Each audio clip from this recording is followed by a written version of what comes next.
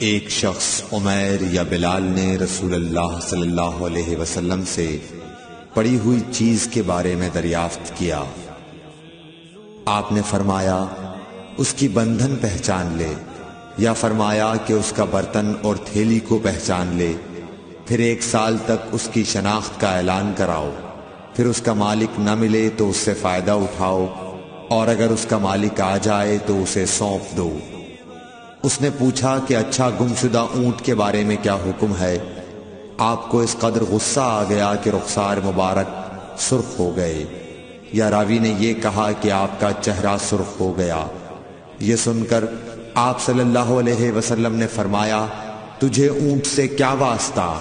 اس کے ساتھ خود اس کی مشک ہے اور اس کے پاؤں کے سم ہیں، وہ خود پانی پر پہنچے گا اور خود پی لے گا اور خود درخت پر چرے گا، لہذا اسے چھوڑ دو یہاں تک کہ اس کا مالک مل جائے۔ اس نے کہا کہ اچھا گمشدہ بکری کے بارے میں کیا ارشاد ہے؟ آپ نے فرمایا وہ تیری ہے یا تیرے بھائی کی، ورنہ بھیڑیے کی غذا ہے۔ صحیح بخاری حدیث نمبر 91۔